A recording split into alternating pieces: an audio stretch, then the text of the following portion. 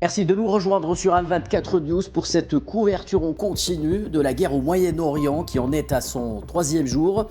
Priorité au direct, bien entendu, et ce dès les premières heures de la journée.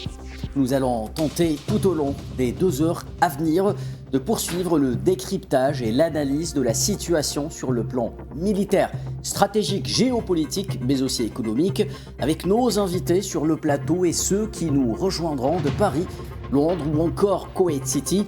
Nous vous tiendrons également informés en temps réel des derniers développements en cours. Un peu plus tôt dans la journée, les gardiens de la révolution iranienne ont annoncé le début de la 12e salve de l'opération Al-Wa'd Sadr 4, alors que l'entité sioniste a jeté aujourd'hui son dévolu sur le Liban en bombardant massivement et à plusieurs reprises la capitale Beyrouth et en particulier la banlieue sud. Sur le plan des pertes humaines, le bilan affiche près de 600 victimes côté iranien, tandis que les États-Unis ont confirmé aujourd'hui la mort d'un 4e soldat, alors que des avions de combat américains ont été abattus au Koweït. Ailleurs, les tractations se poursuivent également pour tenter de faire taire les armes et revenir à la voie diplomatique. Nous en parlerons avec nos invités juste après ça.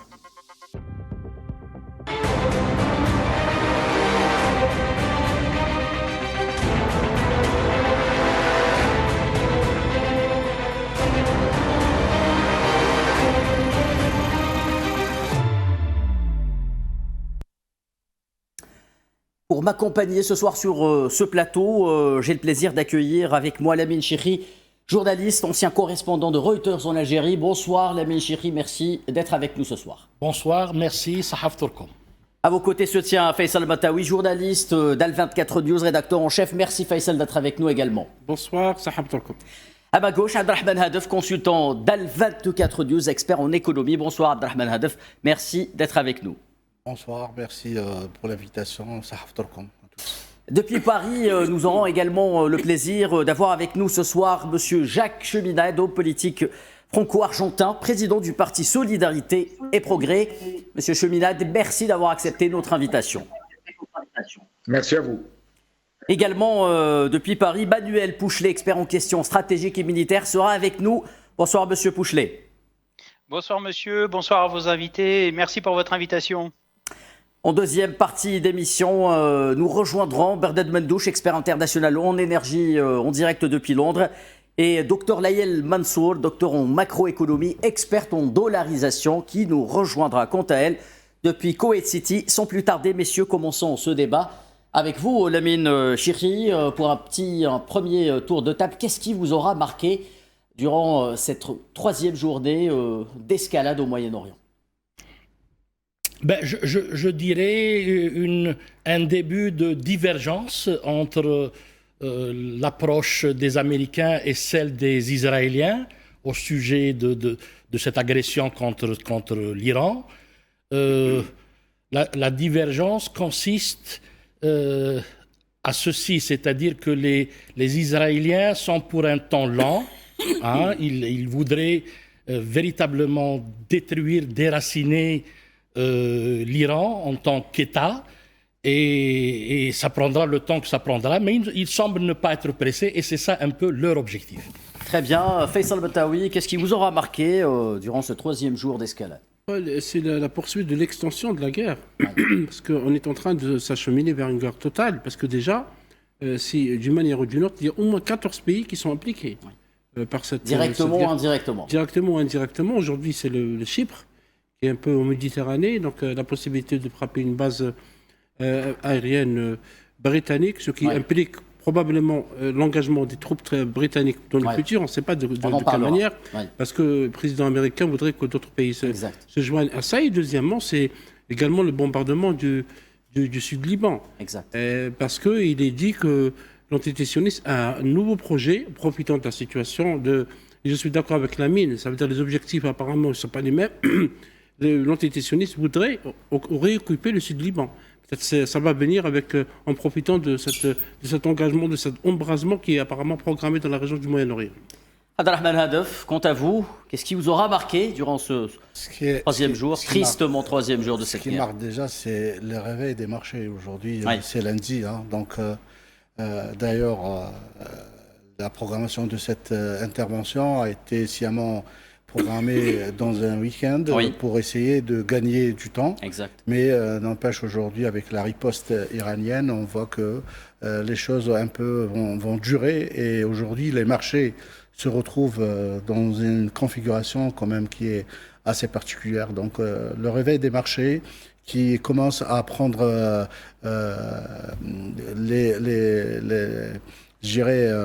prendre connaissance des risques, parce qu'aujourd'hui, il y a vraiment une déferlance des primes de risque sur les marchés financiers, et c'est un peu ça ce qui marque le troisième jour. Merci Abdrahman Hadef. Jacques Cheminade, je me tourne vers vous. Quelle est votre lecture générale de cette guerre qui a commencé par une énième agression, il faut le dire, par la coalition entre les États-Unis et l'entité sioniste sur l'Iran? Pays souverain, rappelons-le, nous sommes devant une nouvelle séquence géopolitique qui privilégie les moyens militaires au dialogue et qui a intérêt à faire du Moyen-Orient la nouvelle véritable poudrière du monde. C'est la vieille stratégie britannique de diviser pour régner que les États-Unis aujourd'hui ont repris. Voilà deux États qui disposent de l'arme nucléaire, qui s'en prennent à un autre État, l'Iran. Les deux États sont Israël et les États-Unis, qui s'en prennent à un autre État, l'Iran, qui s'est engagé à ne pas avoir l'arme nucléaire et qui même a proposé, selon les intermédiaires d'Oman, du sultanat d'Oman, de renoncer à l'enrichissement de l'uranium et de mettre à disposition les stocks d'uranium. Donc c'est absolument invraisemblable. Voilà ce qui me frappe aujourd'hui, c'est qu'on voit bien qu'il s'agit de deux pays qui bombardent l'Iran et qui accusent l'Iran de bombarder les autres pays du Golfe. Donc on est dans une situation vraiment invraisemblable. J'ajouterai à cela que ce qui me paraît très important, c'est l'aspect de la politique chinoise. Que feront les Chinois? Ils ont déclaré avec des paroles véhémentes qui condamnaient l'agression israélo-américaine. Maintenant, est-ce qu'ils mettront à la disposition de l'Iran les missiles CM-302 qui sont capables de couler des porte-avions, des missiles hypersoniques à trajectoire aléatoire? Est-ce qu'ils le feront? Est-ce qu'ils brouilleront les dispositifs américains qui protègent leurs porte-avions? Est-ce qu'ils donneront ces moyens de brouiller aux Iraniens, de brouiller le décollage des F-37 des porte-avions? Donc ça pourrait changer la guerre et on verra. Alors la Chine et la Russie ont procédé à des manœuvres navales avec la marine iranienne. Trump a dit qu'il veut détruire la marine iranienne. Qu'est-ce qui se passera? On est dans un face-à-face. Il a annoncé aujourd'hui avoir détruit 11 navires iraniens. La seule façon d'en sortir ne peut pas être militaire sur le terrain, elle doit être par la paix, par une nouvelle architecture dans le monde et au Proche et Moyen-Orient, de développement mutuel et de sécurité mutuelle. Il faut arrêter ça. C'est assez dans le comportement de ces pays occidentaux qui trahissent leur propre esprit et leur propre nation. Pour moi, la politique de M. Macron est une politique de trahison vis-à-vis de tout ce que la France peut apporter au monde. Très bien. Jacques Cheminade, le secrétaire général des Nations Unies, Antonio Guterres, a déclaré hier lors d'une session du Conseil de sécurité que des préparatifs avaient été faits pour que des discussions techniques, je cite, à Vienne la semaine prochaine, suivies d'une nouvelle série de pourparlers politiques aient lieu. Pourquoi a-t-on choisi la voie militaire du côté américain, selon vous? Eh bien, il y a cela plusieurs raisons. La pression de Netanyahou, du gouvernement Netanyahou et de ses, je les appellerai voyous messianiques, sur Trump pour qu'il y aille. Et les Israéliens, comme il a dit auparavant, le gouvernement israélien voudrait éradiquer l'Iran en tant qu'État indépendant. Après, il y a Trump. Trump pense aux élections de novembre, il sait qu'il est dans un piège et il essaie d'en sortir par la violence, comme il le fait toujours. Il essaye de mettre d'abord une pression très forte et par la violence de gagner. Alors, les conséquences, c'est qu'on bombarde des écoles, c'est qu'on bombarde des hôpitaux, on tue des jeunes filles iraniennes et des jeunes enfants, alors qu'on prétendait libérer la femme iranienne. Donc tout cela est toute une série de prétextes à une politique qui est une politique que je dirais coloniale nouvelle manière. C'est la politique de tout un environnement de milliardaires qui entourent Trump et qui veulent masquer leur crise financière, la crise de leur système, par des moyens militaires et imposer leurs lois pour éviter qu'ils soient victimes de l'effondrement financier de leur propre système. Donc on est dans une crise finale du capital financier, comme l'a dit Francesca Albanese, et cette crise finale, elle évolue d'abord vers une économie de guerre, puis vers la guerre tout court, et elle risque d'entraîner une guerre mondiale. Donc voilà la situation où nous sommes, et c'est pour ça que je répète, c'est assez dans cette politique, disons, occidentale qui trahit les valeurs mêmes sur lesquelles les pays occidentaux sont fondés, en plus. Merci Jacques Cheminade, restez avec nous. Manuel Pouchelet, côté occidental, de nouveaux acteurs, notamment européens, entrent en guerre contre l'Iran. Un communiqué conjoint de la France, du Royaume-Uni et de l'Allemagne a précisé hier que les trois pays se tenaient prêts, je cite, à des actions défensives proportionnées dans l'optique de détruire, je cite encore, à la source la capacité de l'Iran à tirer des missiles et des drones. Est-ce que c'est le signe d'une escalade qui n'est pas mesurée, car elle a été préparée que d'un seul côté, en l'occurrence américain, ou est justement le fruit d'une pression exercée par les États-Unis sur ses alliés après 3 jours seulement de guerre? De toute façon, en ce qui concerne les trois pays de l'Europe que vous venez de mentionner, c'est les trois pays qui, au niveau militaire, sont les plus impliqués, y compris avec la guerre en Ukraine. Maintenant, il faut savoir une chose, c'est que la France a des accords de défense avec certaines pétromonarchies du Golfe, pour lesquelles on s'interroge sur l'assistance et le degré d'assistance à apporter, puisque je le rappelle qu'il y a la base aérienne 104 qui a été touchée par un drone iranien hier, et que la France se doit de répliquer, si vous voulez, mais avant d'entamer cette phase d'engagement, il y a un travail long de planification et également de logistique, puisque ce qui va un petit peu, on va dire peut-être un peu brider cette opération. Pouchelet se doit de répliquer. Pourquoi se doit-elle de répliquer la France alors qu'elle est censée être en dehors de ce conflit? Elle est en dehors, mais je rappelle que l'attaque sur la base aérienne 104 est une attaque contre la France. Donc, si vous voulez, les autorités militaires ne vont pas rester sans réponse.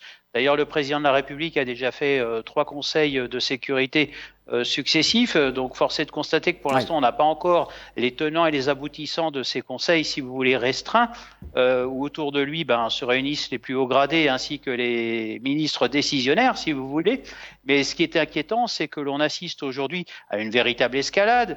Et l'objectif pour Donald Trump et Benjamin Netanyahou, c'est d'y associer d'autres puissances, y compris européennes, pour participer à, bien entendu, cette escalade contre l'Iran. Mais je rappelle que, bien entendu, américains, et vous verrez, au cours des opérations, tôt ou tard, le gouvernement iranien qui défend son territoire va confronter ses adversaires à leurs propres contradictions. En plus, on assiste à un Moyen-Orient qui, je le rappelle, va également montrer son vrai visage, puisque vous savez, du temps du premier mandat du président américain, notamment avec la famille Kushner, il y avait des accords particulièrement artificiels entre Israël et les Émirats arabes unis. Donc, si vous voulez, vous savez, ce sont des pays dans la région qui sont particulièrement réversibles et opportunistes. Donc, tôt ou tard, au début, il y avait un geste d'ouverture de ces pays envers le gouvernement de Téhéran. Et aujourd'hui, force est de constater que Téhéran joue son va-tout en frappant là où il y a des Américains, je tiens à le préciser, c'est important, donc des bases américaines sur ces pétromonarchies du Golfe, je tiens à le préciser. L'Iran précise en effet qu'elle ne s'en prend pas directement à ces pays, mais à des bases militaires de pays tiers, en l'occurrence le pays agresseur, les États-Unis. C'est ça, je confirme, oui. Pour l'instant, l'Iran fait preuve de, excusez-moi, c'est peut-être un peu déplacé ce que je vais dire, de retenue, en frappant uniquement des objectifs militaires. Mais il y a aussi l'aspect économique que vous avez évoqué avec le réveil des marchés ce matin. Mais en même temps, vous avez toute une industrie touristique qui a été touchée de manière assez violente. Je rappelle qu'il y a des missiles et des drones qui ont été tirés sur des hotspots, on va dire touristiques, faisant craindre une escalade encore plus importante et obligeant, si vous voulez, à prendre des mesures pour lesquelles les États n'ont toujours pas de réponse puisque les espaces aériens sont fermés. Donc il y a des mesures de sécurité qui sont contraignantes dans la région. Moi, ce que je vois dans un court terme, ce qui m'inquiète surtout, c'est que le Liban vient de renouer durant la nuit dernière, avec encore des frappes du Hezbollah, sachant que la population libanaise est particulièrement excédée de ces dernières tergiversations des forces en présence et notamment aussi les interventions israéliennes, notamment dans la capitale Beyrouth. Je rappelle qu'il y a eu 51 morts aujourd'hui. 52, plus précisément, annoncés au Liban. Dernier bilan comptable annoncé par les autorités libanaises. Manuel Pouchelet, restez également avec nous. Et cette information qui vient de tomber, le commandement américain du CENTCOM vient d'annoncer que le bilan, j'avais annoncé 4 soldats, ils sont désormais 6 soldats américains morts durant ces opérations militaires menées par les États-Unis contre l'Iran, opération militaire d'agression contre un pays souverain. Je le rappelle, la Méchérie, près de 600 personnes ont perdu la vie côté iranien, bilan qui devrait grimper durant les prochaines heures. L'entité sioniste intensifie également ses frappes sur l'Iran.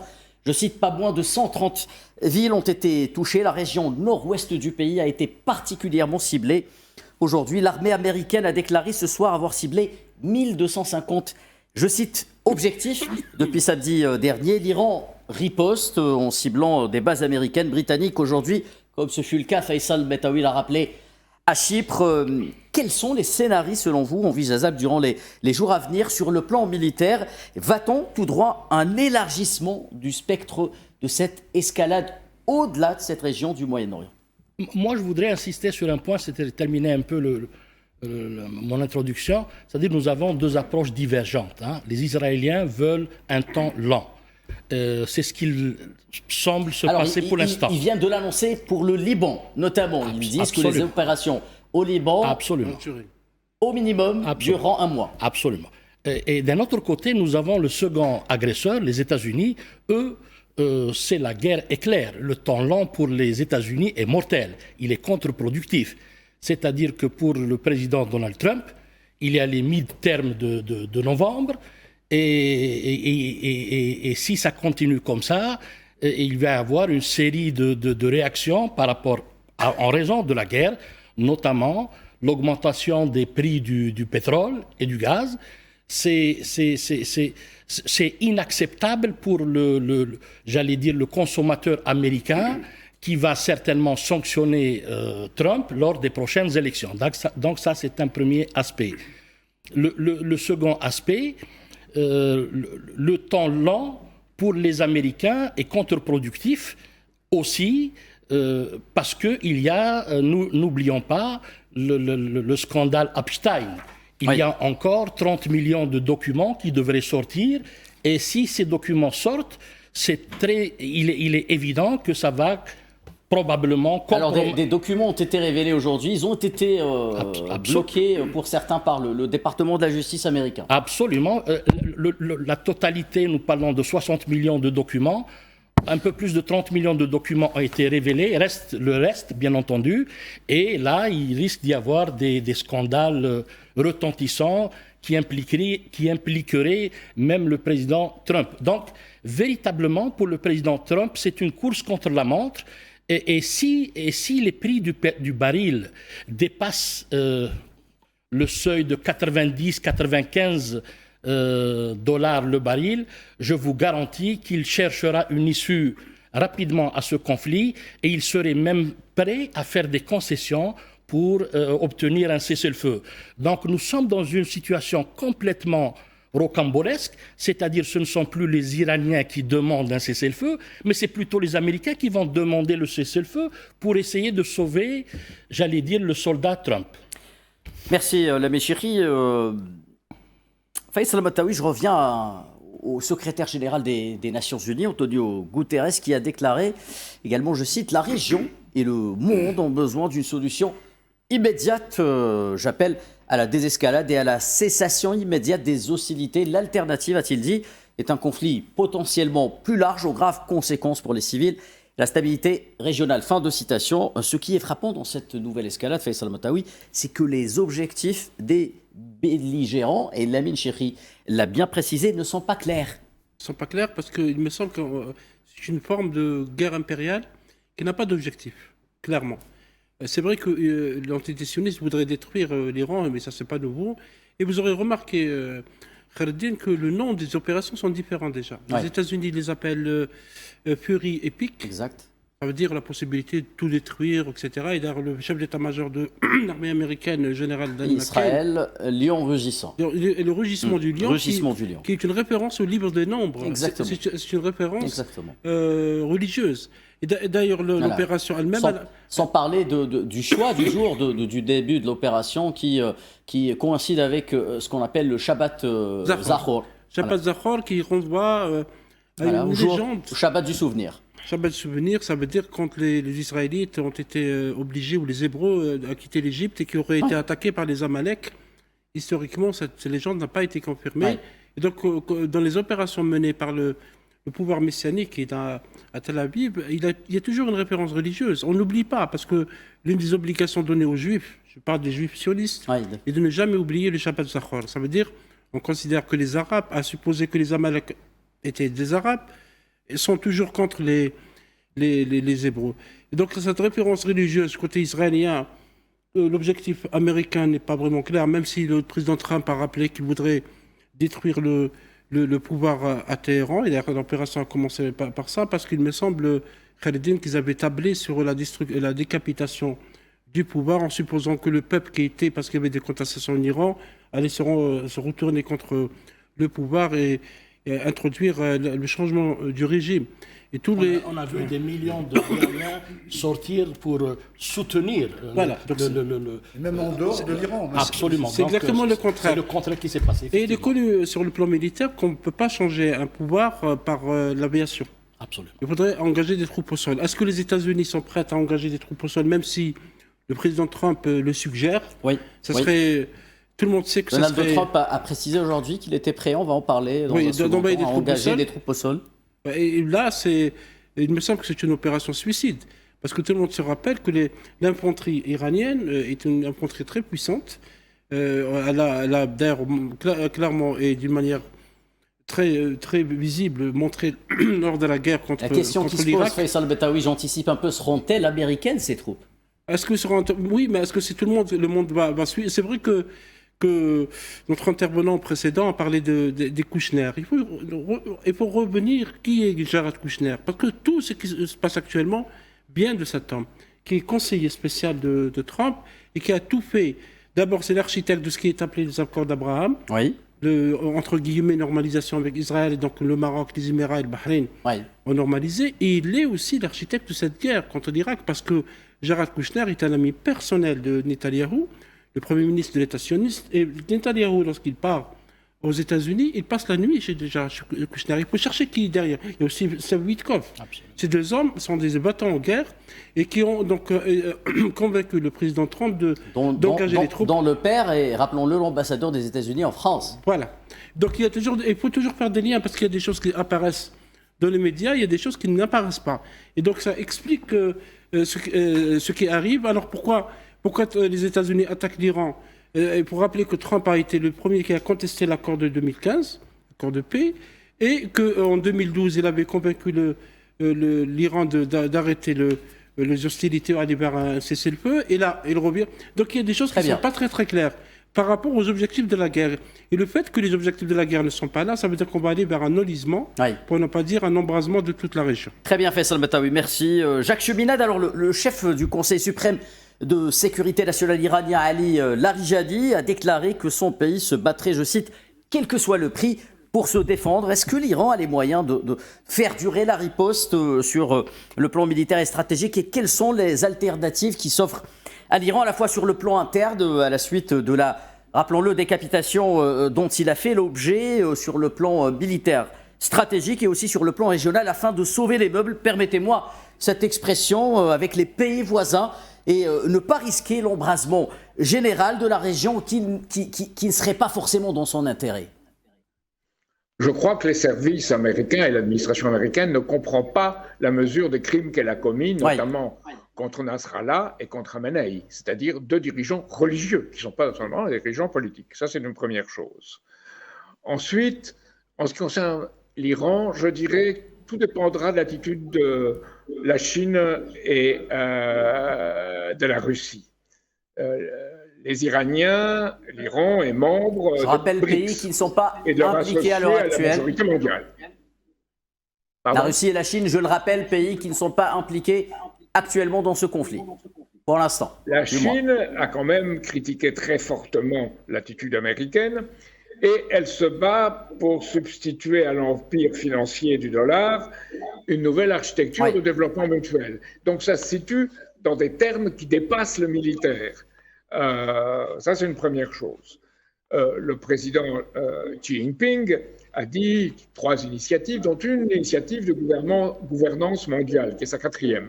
Et au nom de cette initiative, il veut une nouvelle architecture de développement dans le monde. Il est pratiquement le seul à exiger ce renouvellement des bases de la vie en commun à l'échelle internationale et au respect du droit international et de la Charte des Nations Unies.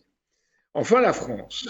La France, notre représentant aux Nations Unies, Jérôme Bonnafont, a déclaré, en service commandé bien sûr, condamner les frappes, non pas contre l'Iran, mais les frappes de l'Iran contre plusieurs pays de la région, à laquelle il offre, aux Émirats arabes unis, à Bahreïn, à Koweït, à l'Arabie saoudite, auxquels il offre les moyens nécessaires à leur protection si ces pays nous le demandent.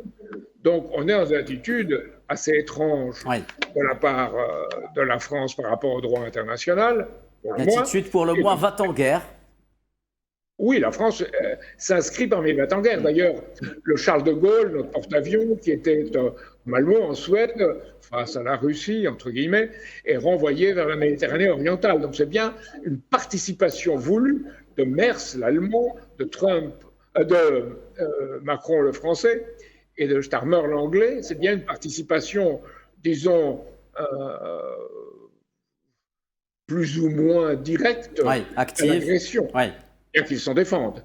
Et de plus, Jérôme Bonnafont, aux Nations Unies, a déclaré que les conditions des pays occidentaux étaient que l'Iran abandonne tout enrichissement de l'uranium, civil ou militaire, que l'Iran abandonne le soutien à ses affidés régionaux et que l'Iran cesse ses activités balistiques.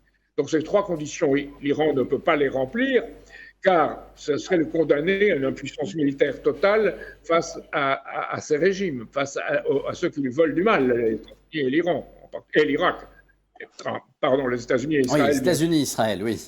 Les ultrasionistes qui entourent Trump, tous ces ultrasionistes qui sont autour de lui, donc, qui sont à la fois pour une économie de guerre, pour la technologie de Silicon Valley et pour le contrôle total de l'argent et d'éviter la chute de leur système financier en procédant à l'intimidation et à la violence et au crime militaire. Très bien, merci Jacques Cheminade. Restez avec nous pour une toute dernière question. Nous sommes de retour, mesdames et messieurs, après une courte pause.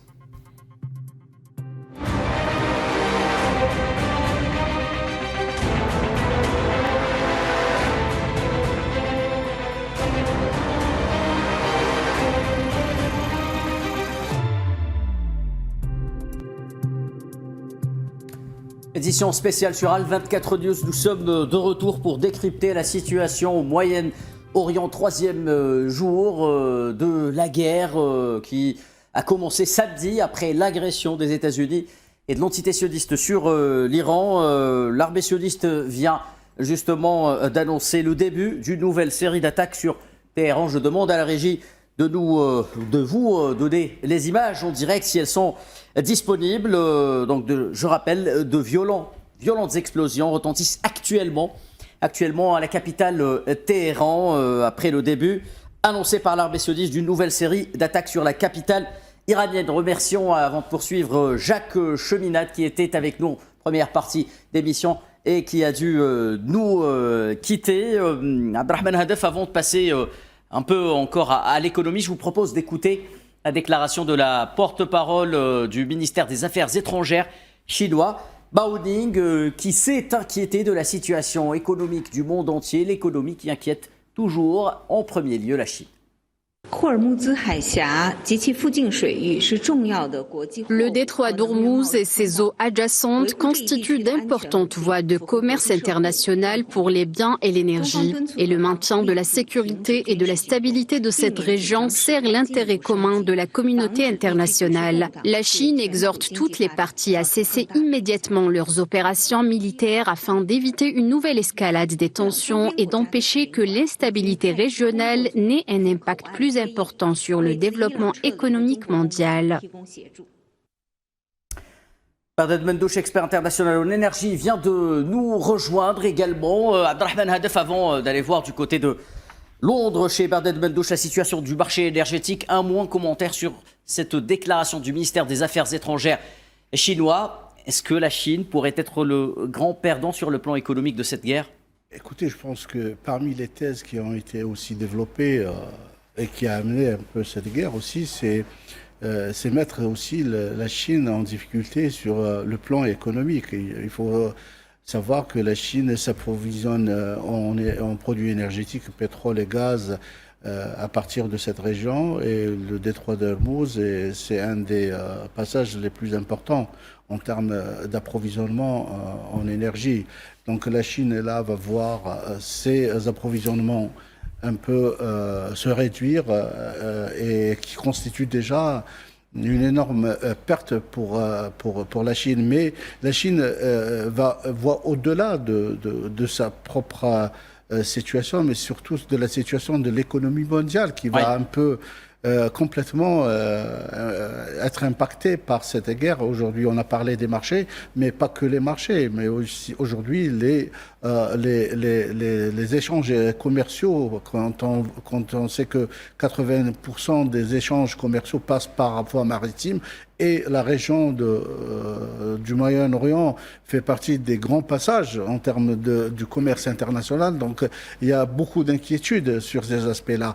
Il faut revenir aussi sur les marchés. C'est une situation qui est en train d'enflammer un peu les marchés boursiers. Aujourd'hui, les investisseurs se tournent vers essayer de se détourner des investissements risqués et se tournent surtout vers les placements qui sont plus confortables, surtout le marché obligataire. Et là, on voit que le marché des actions va en subir un grand impact. La même chose par rapport aussi aux économies émergentes. Aujourd'hui, elles vont en subir vraiment des impacts très très importants, des effets qui vont un peu impacter leur capacité d'endettement, leur capacité de rembourser l'endettement. Aujourd'hui, on est en train de parler que le dollar aussi, il est en train de renchérir, donc il s'apprécie énormément. Et ça, ce n'est pas déjà au bénéfice des États-Unis qui travaillent depuis l'arrivée de Donald Trump à dévaluer le dollar. Aujourd'hui, avec cette situation, le dollar revient comme monnaie de réserve et monnaie refuge. Et là, il s'apprécie énormément et ce n'est pas dans l'intérêt de l'administration américaine. Par contre, ça va impacter négativement les marchés, surtout le marché de la dette, parce que les services de la dette vont être un peu prendre de la valeur. Donc la Chine parle un peu effectivement de sa situation, mais aussi parle de l'économie mondiale quand on sait que l'économie déjà chinoise, elle est extravertie, donc elle est orientée vers les marchés internationaux. Donc quand le commerce international se grippe, l'économie chinoise vraiment aura du mal à se maintenir. Très bien. Manuel Pouchelet, l'Iran qui se fait attaquer en ce moment même, des frappes djihadistes ont lieu actuellement sur la capitale Téhéran. L'Iran continue tant bien que mal à cibler des zones, par exemple de Bielsba dans les territoires palestiniens occupés. L'entité sioniste a annoncé 19 blessés. La Grèce a déployé des navires de guerre et des F-16 à proximité de Chypre. Aujourd'hui, le président américain, nous le disions tantôt, Donald Trump, évoque l'envoi de troupes au sol. On parle de 500 000 soldats au minimum nécessaire pour pouvoir mener une opération au sol en Iran. Est-ce que cette option est aujourd'hui envisageable sur le plan stratégique et peut-on interpréter cela comme une escalade de plus au moment où le chef d'État américain se disait, rappelez-vous, il y a quelques jours de cela, hier plus précisément, prêt à parler aux dirigeants iraniens? Est-ce que vous comprenez cette dichotomie? J'ai l'impression que Donald Trump se contredit lui-même, si vous voulez, et comme on dit dans un proverbe militaire, commander c'est surprendre, et c'est bien un petit peu l'impression qu'il me donne Donald Trump. D'ailleurs, ce soir, il remettait des décorations, il avait un discours particulièrement lunaire. L'envoi de troupes au sol en Iran, pour moi, c'est beaucoup trop tôt parce que déjà, il y a le défi logistique et le général Eisenhower disait en son temps, si la logistique dit non, je ne peux pas faire l'opération. Vous savez, emmener 500 000 hommes sur un terrain qui est déjà très, très éloigné des États-Unis, même si vous avez la proximité des bases, on va dire, militaires américaines dans la région du Golfe, cela me paraît un défi logistique très difficilement relevable. Quel serait l'objectif avant tout, Manuel Pouchelet? Ça serait un énième envahissement de la part des États-Unis d'un pays souverain, ni plus ni moins. Oui, mais je pense que les Américains ne feront pas l'erreur qu'ils ont fait en Irak. Parce que je vous rappelle qu'il y a une chose qu'ils ont eu du mal à maîtriser en Irak, c'est qu'en Iran, vous avez une juxtaposition de différentes populations. On dit les Iraniens, mais il faut penser aux Balouches et d'autres minorités. Et ça, il va falloir que les Américains conquièrent, du Baloutchistan. Voilà, mais il va falloir conquérir le cœur de ces populations. Et vous savez, la population n'est jamais neutre, elle ne mordra jamais la main qui l'alimente. Donc quelque part, j'allais dire, c'est peine perdue dès le départ. Ensuite, vous avez quand même un territoire qui fait plusieurs fois une superficie de la France, donc c'est difficile à mener. Et puis après, quel est l'objectif? Parce que les Américains, je vous ferai remarquer, en ce moment à Washington, il y a quand même des voix discordantes notamment de la société américaine. Y compris au sein du commandement de l'armée américaine, Manuel Pouchelet. Tout le monde n'est pas d'accord sur la nature de l'opération. Tout le monde n'est pas d'accord sur la nature de l'opération. Ni sur sa durée. Ni sur sa durée. De toute façon, je serais bien curieux de savoir qui est capable de vous donner une durée en hommes et en moyens, puisque derrière cette guerre, il y a une économie qui tourne. Et cette économie, il faut que les fonds, je rappelle que c'est plusieurs millions de dollars par jour, ne serait-ce que l'entretien des porte-avions et des avions à bord, pour mener cette opération. Et économiquement parlant, je ne sais pas si ça va pouvoir s'inscrire sur la durée. L'objectif, c'est que le canal diplomatique qui avait été initié par les Américains et Oman, surtout le sultanat d'Oman, reprenne le plus rapidement possible. Pourquoi? Parce que cette déstabilisation du Moyen-Orient, on assistera sans plus tarder à des renversements d'alliances qui, tout à l'heure, je le disais, avec la famille Kushner, étaient particulièrement artificielles. Et n'oublions pas aussi, on avait déjà un pré-message de Donald Trump sur sa réussite au Moyen-Orient quand il s'était félicité, rappelez-vous, après la guerre du mois de juin dernier, à la Knesset, en félicitant M. Witkoff et M. Kushner. Donc, si vous voulez, attention, M. Trump est entouré d'hommes d'affaires, il n'est pas entouré de diplomates. C'est là que vient l'erreur, on va dire, américaine. Et puis les Américains, vous savez, ils n'ont jamais vraiment compris le Moyen-Orient. Pourquoi? Parce que ce sont des sociétés millénaires, ce sont des sociétés multiethniques qui ont dans leur sous-sol, si vous voulez, des ressources naturelles incalculables.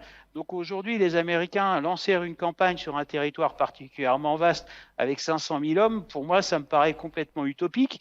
Je pense que dans un premier temps, il est temps rapidement de retrouver, si vous voulez, la voie diplomatique. Mais en même temps, vous me parlez ce soir d'opérations israéliennes sur le territoire iranien.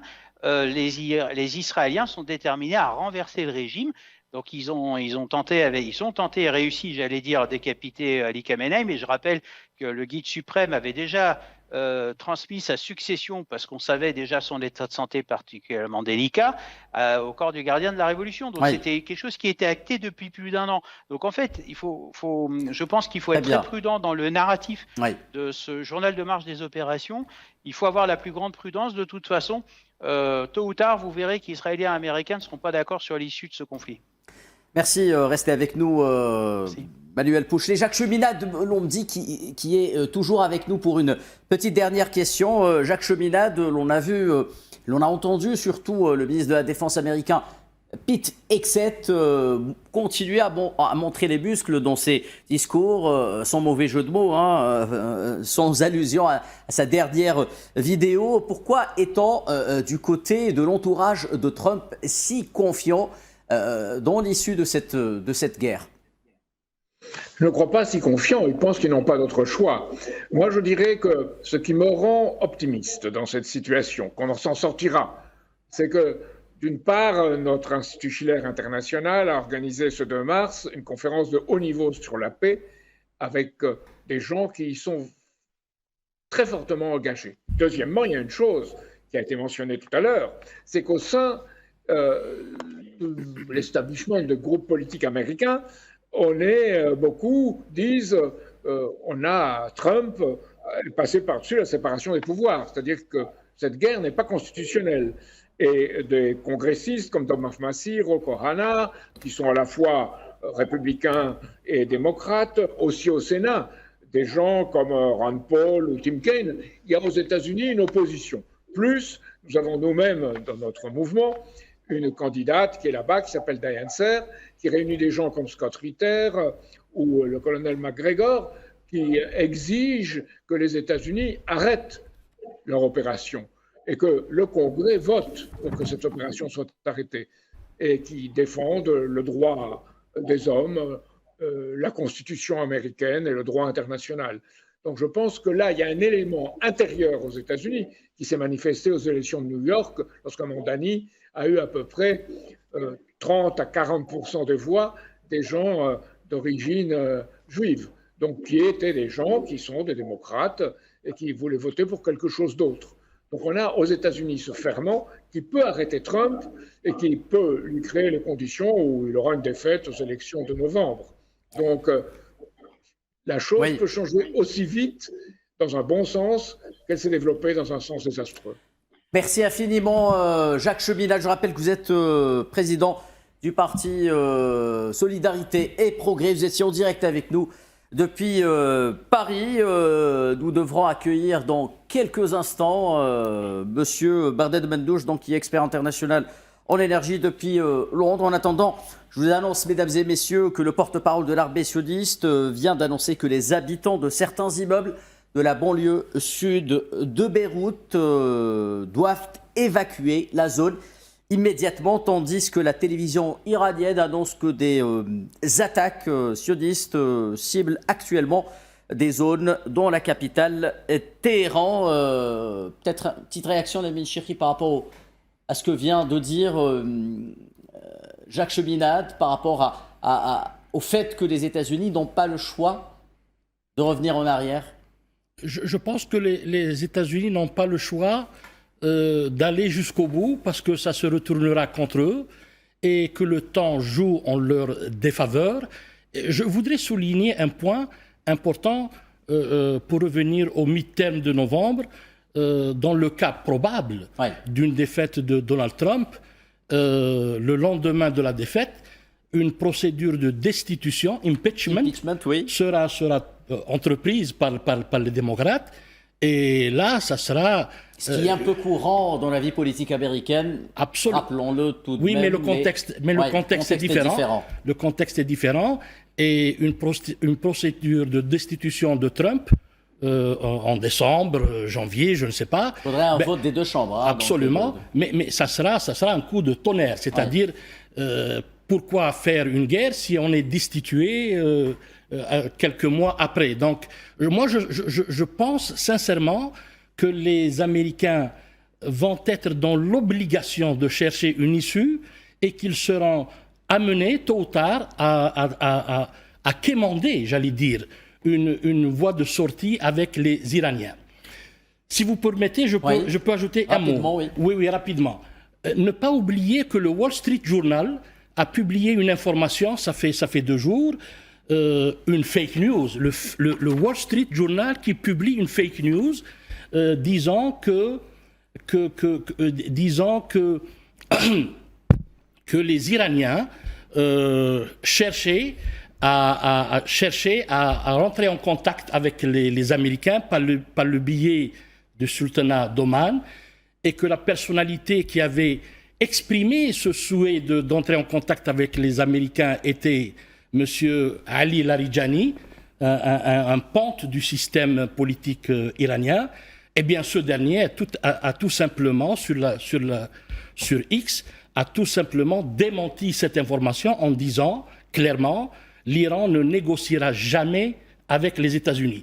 C'est vous dire l'état d'esprit chez les uns et chez les autres. Merci Lamine Chirki. Il est temps d'aller voir du côté de Londres Barded Mendouche, expert international en énergie. Bonsoir Monsieur Mendouche, merci d'avoir accepté notre invitation. Alors, faites-nous d'abord un état des lieux de la situation du marché énergétique après 3 jours de guerre généralisée au Moyen-Orient. Rappelons que les marchés ont rouvert ce lundi, plus 8 de hausse en ce qui concerne le Brent. Le prix du gaz en Europe a augmenté de 50%. L'on sait que le 5e des tankers passe par le détroit d'Ormuz, que les gardiens de la Révolution viennent d'annoncer fermer ce soir et qu'ils s'attaqueraient à tout navire qui tenterait de le franchir. Quel est l'état des lieux de la situation du marché énergétique, Bernard Mendouche? Ok, effectivement, on assiste certainement, si cette situation dure, à un autre choc pétrolier et même gazier après celui de 1973. Le Brent a clôturé en séance de soirée aujourd'hui à 78,5, donc il a gagné en une semaine $10, donc plus $10. La fermeture du détroit d'Ormuz auquel tout le monde s'attendait après les frappes qu'a subi l'Iran. Donc, ce détroit, il permet d'acheminer presque 20% de la consommation mondiale, qui est 20 millions de barils par jour sur les. Donc, la consommation quotidienne est de 100 millions de barils par jour. Donc, 20 millions transitent par ce détroit d'Ormuz. 90% du pétrole irakien, 75% du pétrole exporté par l'Arabie saoudite et, bien entendu, les autres pays du Golfe. Donc, cette situation a été aussi induit automatiquement. Donc, les principaux clients sont essentiellement des pays de l'Asie, la Chine en premier, l'Inde, le Japon, le Pakistan et la Corée du Sud. Et donc, la décision qui a été prise par la suite aujourd'hui, c'est la fermeture des installations gazières au Qatar. Le Qatar, pour l'information, il ne bénéficie, il n'a pas de gazoduc, donc c'est producteur de gaz, 80 millions de tonnes par an. Et donc, toutes ces expéditions, ces exportations se font à travers le détroit d'Ormuz. Donc, la fermeture est une nécessité économique et technique. Parce que la production de gaz après sa liquéfaction qui devient à moins 161 degrés, qui devient liquide, elle part dans des cuves de stockage. Après, elle doit être acheminée vers des méthaniers qui doivent partir en direction des clients. Donc, dans le cas où il n'y a plus d'expédition, au jour d'aujourd'hui, il y a autour de 170 bateaux, tankers pétroliers et gaziers qui sont dans les eaux près d'Oman stationnés, qui ne peuvent pas franchir le détroit d'Ormuz au risque d'être coulés. Et donc, ils sont sur mer, on attend une possible réouverture. Liquéfaction et production de gaz, oui, ont été fermés. Comme je l'ai dit, ce n'est pas économique de continuer à produire sans avoir les capacités de stockage, et aussi d'un point de vue technique, parce que le gaz, quand il est produit, est liquéfié, donc il est décarboné, il y a une partie de l'eau qui part, et donc le laisser dans les cuves pendant une longue durée entraînerait une corrosion. Ceci va induire automatiquement une augmentation sur les prix du gaz de plus 50%. Déjà, les prix du gaz étaient dans une ascendante. En 2025, le mégawattheure était à $28. En février, il est passé à 42 avec les différentes menaces avant l'intervention. Et au jour d'aujourd'hui, il est autour de 62-63 $ le mégawattheure. Si cette situation persiste, donc tous les analystes... c'est un scénario qui nous rappelle les premiers mois du conflit en Ukraine. De 90 à 100 $, il pourrait atteindre les $100 le mégawattheure, ce qui est un niveau jamais atteint depuis qu'il y a, disons, le gaz sur le marché international comme un produit énergétique. Mais il n'y a pas que le gaz. Le Qatar a produit aussi des produits. Il a une industrie pétrochimique aussi qui est à l'arrêt. Il produit des engrais qui sont à l'arrêt. C'est une conséquence de cette fermeture. Donc, c'est la fermeture du détroit d'Ormuz qui a induit l'arrêt des installations. L'Arabie saoudite a une autre alternative, c'est un oléoduc Est-Ouest qui permet de transporter autour de 3 millions de barils jour. mais qui va vers la mer Rouge, mais c'est très insuffisant par rapport à sa capacité habituelle d'exportation. En plus, pour l'information, je pense que vous avez l'information chez vous, la plus grande raffinerie d'Arabie Saoudite à Ras Tanoura a été également fermée suite à quelques frappes de drones partiellement touchées. C'est l'une des plus grandes au monde, donc, qui produit des carburants, et l'Arabie Saoudite exporte aussi des carburants. Donc les premiers pays touchés, qui sont la Chine, l'Inde, le Japon,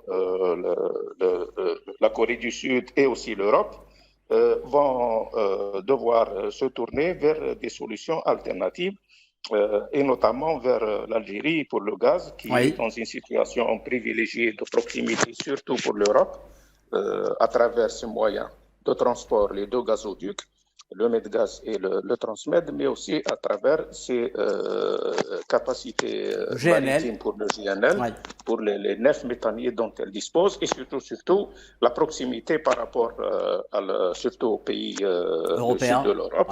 Et donc avec une sécurité pour le moment, une sécurité d'acheminement du gaz en substitution à cette...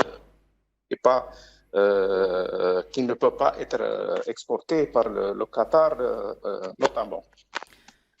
Merci Bernard Mendouche pour tous ces détails. Je rappelle que vous êtes expert international en énergie. Vous étiez avec nous en direct depuis Londres. Mesdames et messieurs, avant de poursuivre ce débat, je vous propose de regarder cette première vidéo qui vient d'être dévoilée sur les attaques, je le rappelle, de l'entité sioniste sur l'est de la capitale iranienne, Téhéran, des attaques annoncées depuis peu par l'armée sioniste. Voilà donc ces premières images qui nous parviennent de la capitale iranienne, Téhéran, avec ses bombardements sur la banlieue est de la capitale, Téhéran, au 4e jour et non plus le 3e, car nous en sommes bien au 4e jour de cette agression en Iran, et pas ici en Algérie.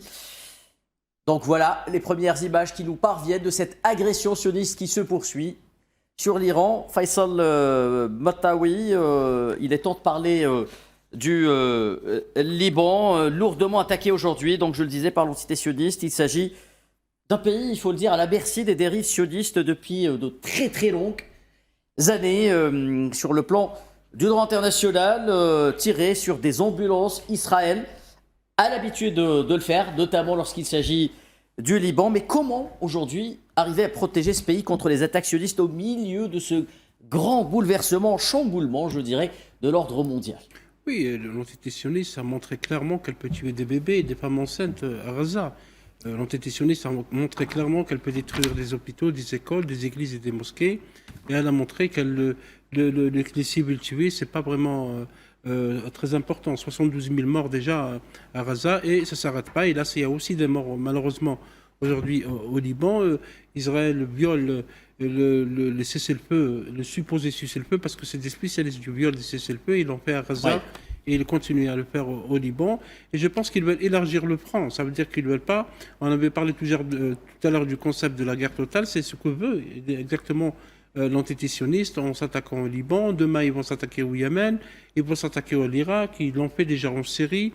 Et ainsi de suite. Ça veut dire que, puisque maintenant le droit international est piétiné, parce qu'il faut rappeler encore une fois que l'agression contre l'Iran et par l'entité sioniste et par les États-Unis viole le droit international, comme aussi le fait que l'Iran cible aussi des bases militaires américaines et européennes dans les pays du Golfe. La grande question, à quoi servent ces bases? Est-ce qu'ils servent réellement à protéger ces pays qui les abritent? C'est une question qui aura peut-être des réponses plus tard, mais il faut noter, Khalidine, que le président Trump est dans l'embarras. Parce que là, il y a une bonne partie, 3/4 de l'opinion publique américaine est contre cette guerre. Lamine a rappelé qu'il n'a pas consulté la représentation populaire, ça veut dire le Parlement, et que maintenant, s'il doit convaincre les Américains, parce qu'il y a des élections effectivement de mi-terme, il doit les convaincre des résultats. Quels seraient les résultats de Trump? Parce que maintenant, il y a un changement de régime, on a décapité le régime, et à mon avis, il faut lier ce qui se passe actuellement en Iran avec ce qui s'est passé au Venezuela. parce qu'on a kidnappé un président au Venezuela, et là, on a tué un autre président. Il y a un lien, c'est sûr qu'il y a un lien, d'une part, et donc, d'ailleurs, le chef d'état-major de l'armée américaine le dit lui-même, Khaled, sur le plan opérationnel, il parle de gritty work, le travail sera difficile et éprouvant. Ça veut dire que les militaires, les opérationnels savent qu'en Iran, ça sera difficile. Ils savent que maintenant, on a changé de régime, il ne s'est rien passé. Au contraire, l'opinion publique iranienne défend la souveraineté de l'Iran. Donc, sur le plan opérationnel, sur le plan militaire, c'est une inconnue. Maintenant, sur le plan économique, M. Mangouche a bien expliqué la situation. Les choses vont s'aggraver. Parce que le détroit d'Ormuz est fermé. Il n'y a pas que le pétrole qui passe par le détroit d'Ormuz. Il y a le gaz, il y a l'engrais, il y a des engrais, 33% des engrais. Les matières premières dont la Chine a besoin pour son industrie. Avec le temps, les choses vont, il me semble, vont s'aggraver. Maintenant, pour la Chine, rapidement, Khaldin, l'Iran n'est pas le premier fournisseur de la Chine en matière de pétrole. C'est la Russie, c'est la Malaisie, c'est le Brésil. Également, c'est le Venezuela, c'est aussi l'Irak, les Émirats arabes unis et Oman. L'Iran est à la 7e ou 8e position. C'est-à-dire si l'administration américaine pense qu'elle peut, si vous voulez, étouffer d'une manière ou d'une autre ou freiner l'économie chinoise à travers l'Iran, à travers l'imitation de l'accès au ça fait partie tout de même de la stratégie d'étouffement économique. Même si la consommation actuellement de la Chine est en train de baisser, parce que maintenant on est en train de développer les voitures électriques. Donc on consomme moins de carburant. On aura besoin de plus de matières premières, à l'image du lithium, absolument. Mais n'empêche. Abdelrahman Hadef, je vous permets de reprendre juste après une courte pause et on revient au débat. D'accord.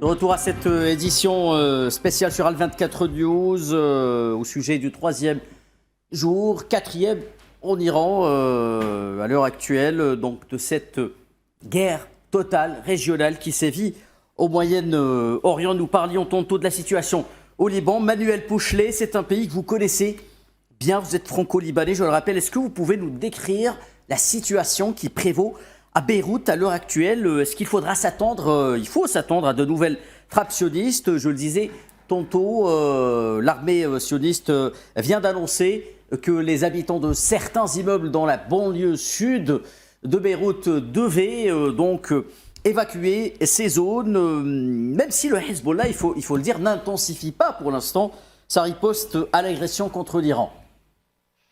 Oui, en effet. Alors, c'est les procédures habituelles que vous avez au Liban en matière de sécurité que l'armée israélienne diffuse auprès des civils et des autorités libanaises. Avant chaque frappe, ils préviennent en disant il faut évacuer tel ou tel quartier. On note également l'évacuation de dizaines de milliers de civils du sud Liban ayant intervenu hier. Alors c'est malheureusement le quotidien, enfin ça l'était, vous savez, quand il y a eu l'agression de l'armée israélienne il y a quelques mois de cela. En effet, oui, l'objectif, c'est de protéger la population libanaise parce que les Israéliens ont conscience d'une chose, c'est que vous savez, au Liban, il cohabite quand même 18 communautés religieuses. Et ces communautés religieuses cohabitent, on va dire, en termes d'affaires, elles sont capables de cohabiter, mais elles sont surtout capables de se diviser, puisque ces Israéliens, je le rappelle, ont occupé le territoire libanais jusque dans les années 2000 et qu'ils se sont retirés au-dessus du Litanie en 2006. Moi-même, j'en ai été témoin puisque j'étais à l'état-major de la FINUL, donc avec l'ONU. Mais pour vous rappeler une chose importante, c'est que de toute façon, les Libanais sont très divisés aussi sur la question. On sait que le Hezbollah est aussi un parti politique. Alors, vous avez la milice armée, bien entendu, mais en même temps, ce qui m'interroge aussi, c'est de voir quand même que malgré le discours rassembleur du nouveau président libanais, M. Joseph Aoun, voilà, d'ailleurs qui avait même été reçu en Algérie il y a quelques mois, bien entendu, par le président Abdelmadjid Tebboune. Voilà, oui, tout à fait, avec le président de la République algérienne, ils avaient évoqué ces sujets-là. Parce que la stabilité du Liban, de toute façon, malheureusement, j'allais dire, l'histoire nous le démontre, le Liban a toujours été la caisse de résonance du Moyen-Orient. Et les Libanais, moi je peux vous le dire, la classe moyenne est excédée de se dire qu'ils règlent leurs différences sur le territoire libanais. Il y a une chose dont on parle peu dans les médias, il faut savoir que les autorités du gouvernement de Téhéran sont également partis se réfugier un peu dans tous les pays dans lesquels ils avaient des représentants.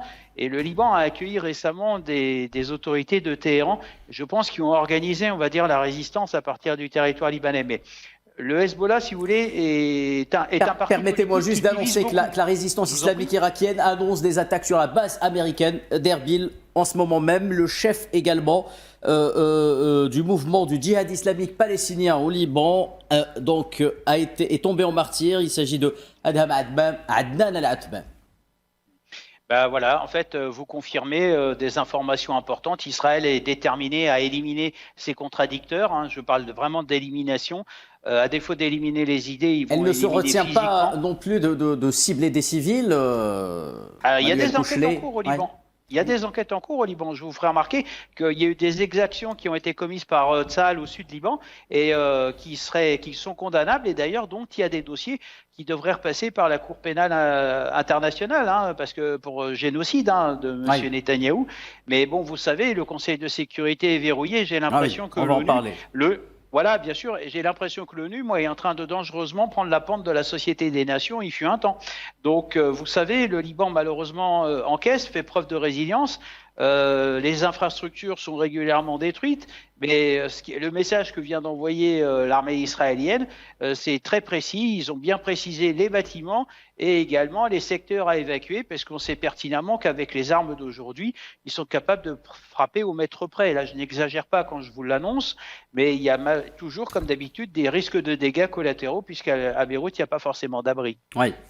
Et la Maison-Blanche a annoncé dans une note adressée aux sénateurs républicains au Congrès que 4 objectifs, et Faisal Bataoui, nous parlions tantôt d'objectifs, 4 objectifs de la guerre sont tracés parmi elles, donc la destruction des capacités industrielles relatives aux missiles iraniens. La même note annonce également que parmi les objectifs, il y a la destruction, l'annihilation donc des capacités militaires marines de l'Iran. Poursuivons ce débat. Ça ressemble à plus de la propagande qu'autre chose. Oui. Parce que rien de ce qui a été dit est prouvé. Et ce que dit le chef d'état-major de l'armée américaine lui-même contredit ce qu'il dit. Ça veut dire qu'on est en train de rattraper sur le plan international, puisque l'opinion internationale s'interroge sur les objectifs réels de cette guerre menée contre l'Iran. On est en train de donner des explications alors que tout le monde sait que ces capacités n'ont pas été détruites, comme l'opération Midnight Hammer en juin dernier. On avait parlé de la destruction des capacités nucléaires de l'Iran. Et c'est avéré que c'était faux. Donc on est en pleine guerre d'intox et de mensonges. De désinformation. D'autant plus que justement, l'administration Trump n'est pas passée par le Congrès américain, n'a pas obtenu l'aval du Congrès américain. Et là, on essaie de nous raconter que le Congrès aurait adressé une note pour avaliser justement cette opération. Voilà, c'est destiné à l'opinion publique aussi américaine. Absolument. Et l'armée, donc la télévision iranienne vient d'annoncer qu'un bombardement sioniste américain vient donc de cibler l'immeuble de la télévision et de la radio iranienne, la télévision iranienne qui rapporte qu'après une série de bombardements aux environs, donc aux alentours de cet immeuble, toutes les chaînes continuent donc de diffuser normalement ces programmes. Abdrahman Hadef, accueillons pour parler plus en plus d'économie. D'accord. Madame Layel Mansour, qui nous rejoint depuis le Koweït, la capitale plus précisément, Koweït City. Vous êtes docteur en macroéconomie, spécialiste de la dollarisation. Layel Mansour, bonsoir, merci de nous avoir rejoints. Bonsoir à vous tous. Layel Mansour, nous allons profiter de votre présence avant de parler plus amplement d'économie pour un peu nous enquérir de la situation sur le terrain à Koweït City en cette 4e nuit donc, de guerre au Moyen-Orient. Qu'est-ce qui s'annonce ce soir à Koweït City? Est-ce que les choses sont calmes ou... Il faut reconnaître que Oui, bonsoir. Il faut reconnaître que relativement à ce qui se passe au Liban avec les attentats, les attaques israéliennes au Liban, Oklahoma City, c'est beaucoup plus calme. C'est toujours sous contrôle. Il faut reconnaître que Rappelons que 3 avions américains ont été abattus aujourd'hui, donc tôt ce matin au Koweït. Tout à fait. Mais en tant que les citoyens koweïtiens qui sont là, en tant que résidentes étrangères, c'est toujours sous contrôle parce qu'en fait, il y a des abris partout. Il y a toujours des annonces, des sirènes qui nous avertissent s'il y a des dangers ou non. C'est toujours sous contrôle. On a remarqué qu'il y a les résidents ou bien les citoyens, ils sont pas vraiment attaqués comme le cas au Liban, par exemple. Donc, c'est sous contrôle. C'est toujours dans les bases américaines. Tout ce qui est lié à ce qui est armé, les bases américaines, et c'est très peu ou pas ce qui concerne les civils. Merci Laïel Mansour. Parlons d'économie à présent. Je le disais tantôt, donc le détroit d'Ormuz est déclaré fermé par les gardiens de la révolution iranienne. Quelles sont les premières conséquences prévues par rapport à la situation économique de la région, mais plus largement du monde entier, alors que nous en sommes à la première journée de la réouverture des marchés? La première fois depuis 1979 que le détroit d'Ormuz est bloqué. D'habitude, il y a toujours l'Iran qui menace le blocage d'Ormuz, mais ça n'a pas été fait. Il y a toujours des menaces, des contraintes, des obstacles qui peuvent augmenter le prix, la prime de risque. Mais cette fois-ci, on a déclaré qu'il y a une clôture. Il faut savoir que presque 20% de la consommation quotidienne mondiale passe à travers le détroit d'Ormuz. Donc, cela va augmenter remarquablement le prix du pétrole. Et là, je voudrais faire une remarque, c'est que l'augmentation du prix du pétrole se fait par un choc d'offres, supply shock, et non pas grâce à la demande qui augmente parce qu'il y a une croissance économique. Donc, nous ne pouvons pas voir que l'augmentation du prix du pétrole serait pour l'avantage ou bien serait pour le bénéficiaire aux pays du Golfe. Parce qu'il s'agit d'une guerre, il s'agit de clôture des aéroports quasi totale, il s'agit d'interruption de l'activité économique. Donc, il y a des pertes en parallèle. Donc, voilà, donc il y a une augmentation. Et je voudrais aussi faire le point sur quelque chose, c'est que le mot-clé de la situation économique de cette guerre, c'est la persistance et c'est la durée. Oui. Si l'augmentation du pétrole dure, et là je parle d'une persistance parce que en juin 2025, il y a eu des attaques entre Iran et Israël et Qatar, mais ça a duré quelques jours. Du coup, il n'y avait pas vraiment des conséquences et on n'en parle pas. Mais là, si l'augmentation du prix du pétrole augmente de façon persistante pour plusieurs mois, il faut s'attendre qu'il va y avoir une inflation mondiale. D'après l'étude du Fonds monétaire international qui a été effectuée en 2024, et c'est une étude très précise et empirique, chaque $10 d'augmentation du prix du pétrole, persistante je parle, pourrait entraîner une augmentation de l'inflation mondiale entre 0,3 et 1%. Ça diffère selon le pays, la politique monétaire du pays, la politique fiscale, s'il y a subvention, voilà. Et il y a une autre étude aussi qui dit que 15% d'augmentation du prix du pétrole peut entraîner en moyenne à 0,7% d'inflation mondiale. Et nous savons tous que l'inflation, c'est l'ennemi public numéro 1 de tous les pays, quels que soient les pays, quelle que soit la géographie. Et voilà. Donc, c'est ce qu'on parle des conséquences de cette guerre au niveau mondial. Je parle pas des coûts directs, parce que les coûts directs, on les connaît tous. Les coûts directs, c'est les coûts de dégâts, exact. Les infrastructures, c'est la destruction, c'est les bâtiments, c'est l'arrêt des aéroports, c'est les pertes de millions de dollars également, par jour. Le chômage technique qui touche plusieurs milliards. Surtout que Qatar et les Émirats arabes unis, ils ont des aéroports qui sont des hubs. Exactement. Oui, vous m'entendez? Oui, on vous entend, Laïel Mansour. Oui, et ce sont des hubs internationaux au niveau des transits internationaux. Donc ça, c'est très... voilà. Donc, je fais la différence entre les coûts directs, les coûts de dégâts et entre les conséquences économiques, mais les conséquences ne seront touchées par les consommateurs que si ça dure, que si la guerre dure et persiste. Merci Laïel Mansour. Abdrahman Hadef, est-ce que le monde est préparé à un énième choc économique? Je rappelle que cela a commencé avec la crise du Covid-19, suivie du conflit en Ukraine et des mini-conflit peut-être au Moyen-Orient. Il faut ajouter à cela l'agression qui dure depuis 3 ans, l'agression sioniste sur Gaza et maintenant cette guerre globale généralisée au Moyen-Orient. Est-ce que le monde est préparé à un nouveau choc économique? Laissez-moi dire que les crises ont commencé en 2008. Oui. Et parce que le monde n'est pas encore guéri de cette crise de 2008, de la crise des subprimes. Et tout le système financier qui a déraillé à ce moment-là est une des conséquences de ce changement global de l'architecture financière mondiale.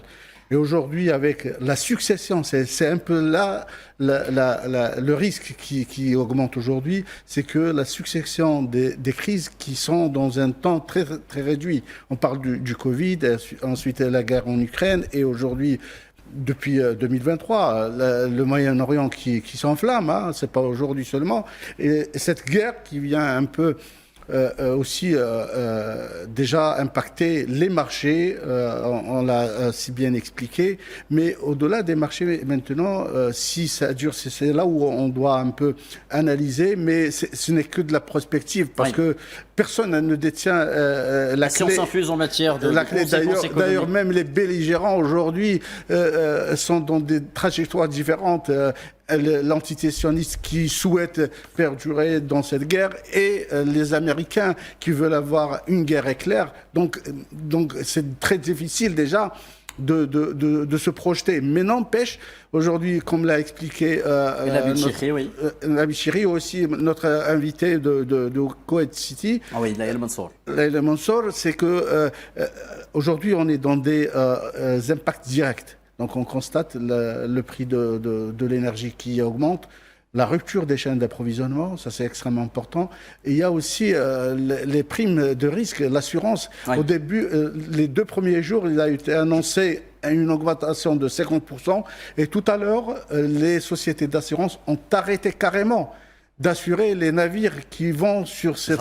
Je rappelle que 3 des premiers armateurs mondiaux, c'est-à-dire Hapag-Lloyd, Maersk et CMA CGM, ont annoncé l'interruption des passages de leurs navires par le détroit. Tout simplement parce que les compagnies d'assurance ont arrêté carrément les primes d'assurance pour ces trajectoires et ces passages. Donc, et là, on commence à rentrer dans une nouvelle phase.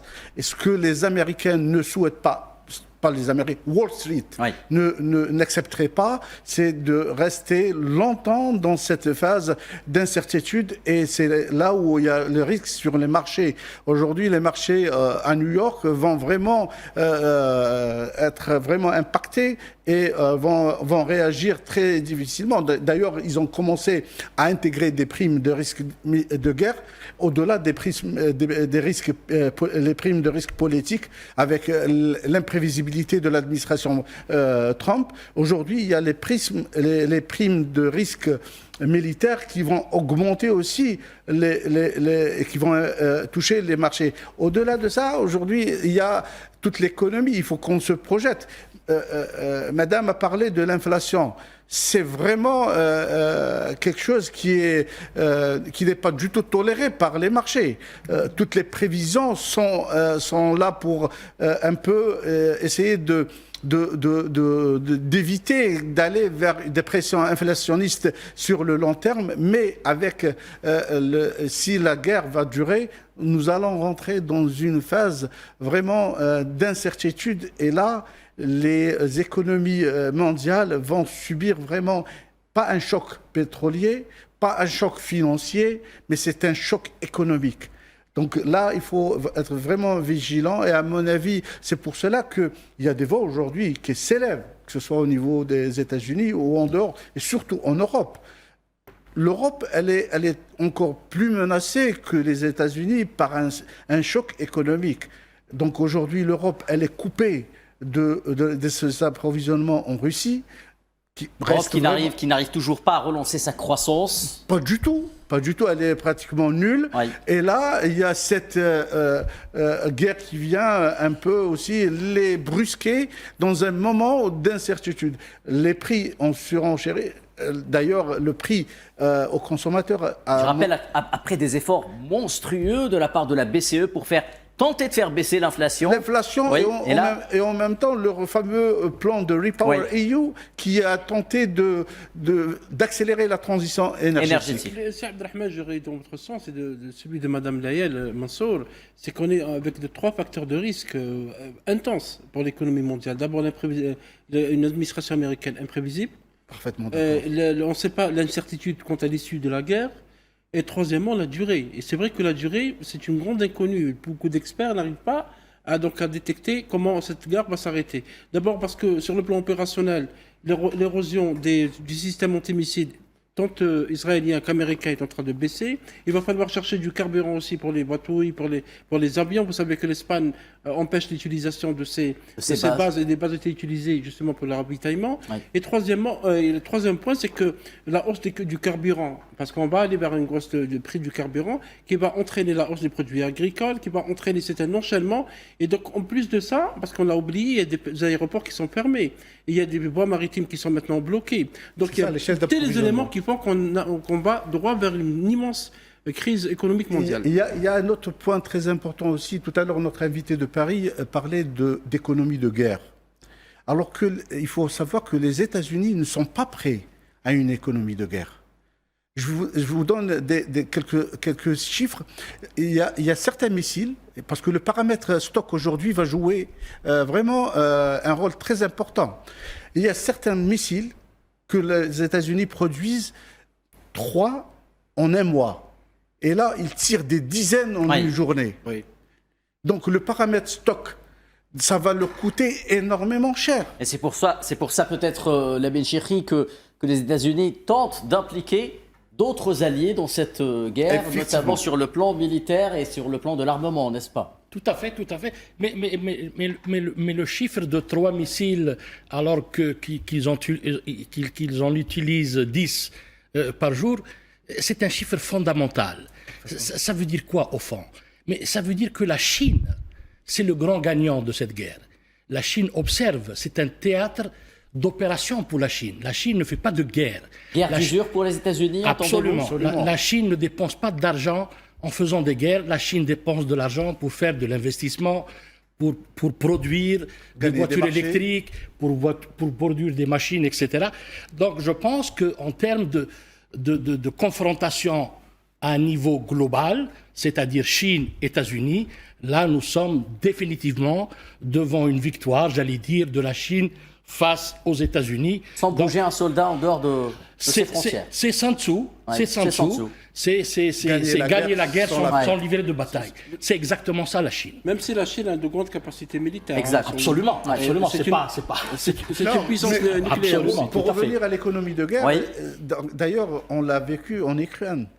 Oui. Que les alliés, carrément, pas que les Américains, n'ont pas pu suivre la tendance et aussi l'engagement de l'économie de guerre russe, qui est vraiment dans une économie de guerre. Exact. Et donc, croyait faire plier dans les 2 mois qui ont suivi le déclenchement de l'opération. D'ailleurs, là, je reviens vers un élément très stratégique, ce que faisait comme comparaison M. Lamine Chikri, c'est...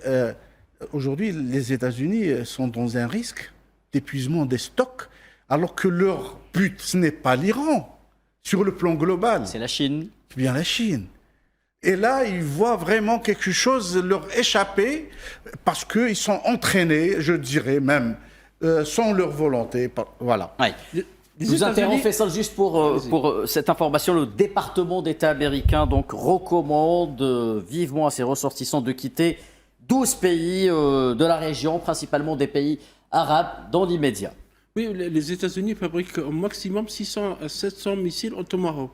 C'est-à-dire les missiles partagés par 19 pays. Ça veut dire que si la guerre va au-delà de 12 à 15 jours, les capacités militaires de riposte, et la capacité notamment pour les systèmes antimissiles, ils seront vraiment en difficulté. C'est pour ça. D'où le facteur temps. Le facteur temps est très important, comme l'a souligné Mme Layel tout à l'heure. Manuel Pouchelet, votre avis sur cet aspect de guerre économique et des capacités militaire américaine, est-ce que vous pouvez déjà nous faire un état des lieux de l'armement qui a déjà été déployé dans cette guerre d'agression contre l'Iran durant ces 3 premiers jours?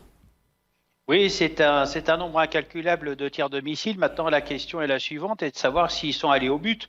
Parce que je rappelle qu'il y a quand même, j'allais dire, 2000 sorties, 2000 cibles qui ont été visées, plus de 700 sorties, donc ça coûte aussi du carburant.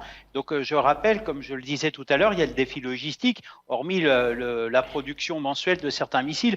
Et d'ailleurs, même les États-Unis s'en inquiètent, puisque des hauts responsables américains ont déjà prévu de mobiliser, et là je reviens à ce que disait un de vos invités en plateau, le stock de missiles qui est en zone Pacifique, ce qui permettrait à la Chine de faire tomber Taïwan comme un fruit mûr. Alors elle a déjà commencé avec la manœuvre politique, mais sans passer par la manœuvre militaire.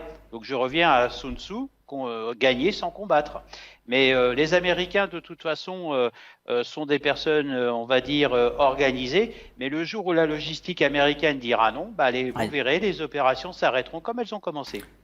Oui, Taïwan qui, bien entendu, rappelle le principe de la Chine unique en ce qui concerne Taïwan, Faisal Matawi, comme province faisant partie intégrante de ce pays, d'où l'intérêt de la défendre, Faisal Matawi. Layal Mansour, parlons un peu de valeur refuge en économie, en ces temps de guerre. J'entends par là l'or, les cours de l'or ont également frémi. Ils n'ont pas attendu la réouverture des marchés. Cela a commencé hier lors de certaines transactions sur des plateformes américaines, plus 5% pour l'or, alors que nous étions en plein week-end. Layal Mansour, quelles sont les réactions prévues, envisageables pour l'or durant cette semaine d'après vous? En effet, l'or, vous savez que c'est une monnaie de refuge, ou bien c'est un asset de refuge. Oui, valeur Donc, refuge. Oui, quelles que soient les conséquences, à chaque fois qu'on a des problèmes économiques, que ce soit lié aux tarifs, aux douanes, que ce soit lié à une guerre économique, un blocage ou des sanctions, on voit que la demande en or va augmenter. C'est vrai que ça augmente surtout de façon volatile au moment même de la crise, mais pas une tendance, pas forcément une tendance à long terme. Parce qu'il faut savoir que l'or ne rapporte pas ni de dividendes, ni de taux d'intérêt. Donc, c'est juste des actifs qui ont des valeurs qui augmentent. Donc, à chaque fois qu'il y a un choc qui est très momentané ou bien un choc qui est imminent, on voit vraiment que le prix de l'or qui augmente. Mais là aussi, on peut prévoir aussi l'augmentation du prix de dollar. Si le prix du pétrole va augmenter. Parce que quand on a des chocs qui sont sérieux, des crises sérieuses, il y a le dollar qui est aussi considéré refuge. Par contre, quand il y a des crises qui ne sont pas vraiment très sérieuses, non, l'or, il va augmenter, le prix de l'or, le cours de l'or augmente en faveur ou bien en dépend du dollar. Mais dans ce cas-là, on pourrait envisager que les deux vont augmenter. Le cours du dollar et le cours de l'or qui va sûrement augmenter. Très bien, l'on signale également une explosion. Si vous me le permettez, laissez-moi juste signaler une explosion à Larnaca, à Chypre, en ce moment même, Layal Mansour. Voilà. Ah là là. Oui, je voulais juste vous dire que c'est pas seulement les États-Unis qui n'est pas prêt pour une guerre, mais il y a personne, il n'y a aucun pays qui est prêt à faire une guerre. Et soyons un peu réalistes. Les pays européens, ils sont soit en récession, soit à la limite d'une récession. Ils sont encore faibles, ils sont encore fragiles, ils sont en train de lutter contre l'inflation. Ils n'ont pas encore atteint le but inflation de moins de 2%. Donc, il y a aussi de problèmes de finances publiques, de dettes qui augmentent dans tous ces pays, que ce soit les pays industrialisés ou non, et même la Chine. C'est vrai que la Chine est en train d'observer ce qui se passe. Et c'est vrai que la Chine ne dépense rien. Mais on ne peut pas dire que la Chine, elle va être indifférente. La Chine ne peut pas être indifférente face à une telle guerre, parce qu'il faut savoir que l'Iran, il a un pouvoir qui est très, très fort, pouvoir politique, géopolitique et économique. Et l'Iran, c'est un des meilleurs alliés à la Chine. Si jamais l'Iran sort de cette guerre perdant, donc la Chine va perdre, va rater un de ses meilleurs alliés, et c'est très important. L'Iran, c'est pas un tout petit pays, c'est un pays économique, politique et géopolitique. Il y a vraiment un poids très lourd est très important pour la Chine. Même si la Chine ne dépense pas sérieusement ou bien directement dans cette guerre, mais la Chine n'est pas du tout indifférente dans cette guerre. Tous les pays vont être affectés de façon différente, soit par l'inflation, soit par des alliés politiques, soit par on ne veut pas intervenir comme les pays européens. Mais quand il y a une guerre, il y a presque tout le monde c'est coûteux pour tout le monde. Le taux du cours diffère d'un pays à un autre. Personne sort personne n'est vraiment à l'abri 100%. Merci Layal Mansour. Un demi-mot. Juste avant la Benchiri, l'on signale également, le Front Inter sioniste signale une reprise de tirs donc, de missiles iraniens en ce moment même vers le nord des territoires palestiniens occupés.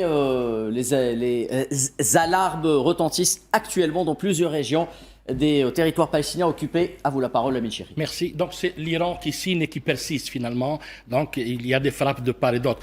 Moi je voudrais juste relever un petit point concernant l'Europe. C'est-à-dire, les Européens aujourd'hui sont pris dans un piège terrible. C'est-à-dire, ils ont coupé l'approvisionnement de chez les Russes, oui, à cause de l'Ukraine. Et ils comptaient sur l'approvisionnement des Qataris. Aujourd'hui, les Qataris ont décidé de cesser l'exportation du GNL. Lamine Chéri, oui, contraint de vous interrompre une deuxième fois pour une courte page de pub que j'ai oublié d'annoncer. Mesdames et messieurs, nous sommes de retour dans quelques instants.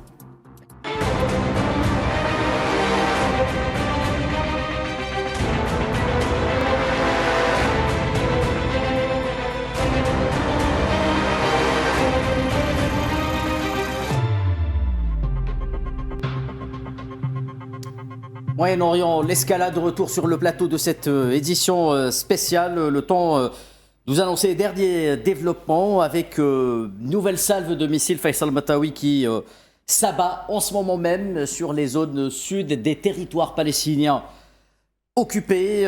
Les alarmes retentissent toujours alors que l'on annonce des explosions du côté des Émirats arabes unis. Le site Nour News iranien annonce que la ville de Karaj, à l'ouest de Téhéran, a également fait l'objet d'attaques américaines sionistes très intenses cette nuit. Lamine Chéri, je vous rends la parole.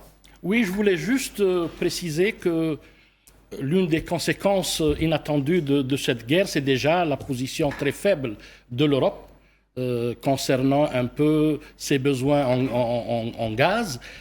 Rappelez-vous, l'Europe s'approvisionnait chez les Russes. À cause de l'Ukraine, donc ils ont décidé de ne plus s'approvisionner chez les Russes. Ils ont voulu sanctionner les Russes. Ils se sont tournés vers le Qatar qui leur livrait donc du GNL. Oui. Aujourd'hui, le Qatar donc a cessé d'exporter pour des raisons évidentes. Le seul fournisseur fiable qui reste à l'Europe, c'est l'Algérie. Il faut le préciser. C'est ce que j'allais dire, oui, absolument. Oui.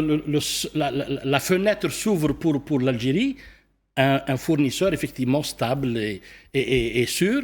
Donc voici un peu les conséquences indirectes d'un conflit majeur, mais moralité de l'histoire. La guerre n'est pas une solution. La guerre ne fournit pas de solution. La paix, la diplomatie, c'est ça un peu ce que a dit le président Abdelmajid Tebboune, les affaires étrangères algériennes, oui, ont insisté sur cet aspect de la nécessité de passer par de la diplomatie, des négociations et d'arrêter, de cesser d'aller vers des solutions de guerre qui n'apportent que désolation. Position rappelée par le représentant algérien à Genève, M. Bladhed, aujourd'hui, quant à la nécessité d'aller vers une désescalade rapide. Faisal Matawi, rapidement. Oui, pour rappeler seulement que cette guerre a été déclenchée au moment où il y avait des négociations. Exactement. Avec la partie, on n'a pas laissé la chance à la négociation. Il y avait un round qui a eu lieu à Oman, et puis à Genève, et puis il était prévu à Vienne. On aurait pu laisser, à la limite, les négociations avaient échoué. On aurait pensé peut-être qu'il y avait une solution militaire, bien que la solution militaire n'est pas vraiment la solution. D'autant que le ministre Roumanie a dit que la solution était presque arrivée. Voilà. C'est peut-être ça qui a convaincu les Américains d'enclencher cette guerre. Ce qui est assez curieux, c'est d'où l'influence du lobby sioniste aux États-Unis, Israël First. C'est pas America First. C'est pour ça qu'aujourd'hui, c'est assez bizarre. Il y a eu beaucoup de déclarations de responsables américains aujourd'hui. Le président Trump, le secrétaire d'État, le chef d'état-major, c'est comme si on avait envie de communiquer et de convaincre, parce que l'opinion publique américaine elle n'est pas convaincue. Maintenant, vous avez parlé sur les attaques, sur la riposte iranienne. Aujourd'hui, il faut noter qu'il y a beaucoup de censure. Il y a beaucoup de censure, on ne montre pas les côté images. sioniste, Côté sioniste, même côté américain, parce qu'il y a la censure militaire, on parle de 6 ou 7 soldats américains, je pense qu'il y a plus, comme c'était le cas en Irak, c'était le cas en Afghanistan. Donc avec l'information, il y a aussi une autre guerre qui n'a pas guerre de l'information. C'est la guerre de l'information, la désinformation et l'intox, etc. Donc il faut s'attendre à ce que les dégâts soient beaucoup plus grands, notamment pour la partie américaine. On cache pas, on ne donne pas toute l'information parce qu'il y a une opinion publique en grande partie hostile à cette guerre. Juste à ce titre-là, si vous permettez, même les attaques qui sont faites au niveau des pays du Golfe, aux Émirats arabes, Qatar, etc., dans les installations, disons, civiles, ça ciblait les Américains qui se sont déplacés des bases vers des hôtels. Ils ont pris les populations comme des boucliers. Et donc, c'est ce qu'a déclaré le ministre des Affaires étrangères iranien, Araghchi, à une chaîne de télévision. Et il a dit Al Jazeera, on ne cible pas les installations civiles des pays, mais on cible là où maintenant ça devient des postes de commandement au niveau des hôtels et au niveau des résidences. Donc ça c'est extrêmement important et ça nous renvoie vers ce que disait Faisal, c'est que le chiffre qui est annoncé, ça concerne seulement les bases. Mais il y a eu d'autres dégâts qui n'ont pas encore été révélés. Layal Mansour, j'aimerais revenir avec vous sur la position du dollar américain. Qu'est-ce qu'il risque globalement lors de cette escalade généralisée qui pourrait être amenée à durer? Rappelons que la dette américaine est également très importante. Est-ce que le poids d'un dollar surdimensionné, ayant pris des anabolisants en quelque sorte, serait une bonne chose pour les États-Unis lorsque l'on sait également que la Chine détient presque le tiers de cette dette? Oui, en fait, c'est relatif. C'est relatif à des situations qu'on survit. C'est-à-dire quand il y avait la guerre des tarifs de douane entre les États-Unis et la Chine, on avait vu que le cours du dollar avait baissé relativement à l'euro et l'euro a atteint...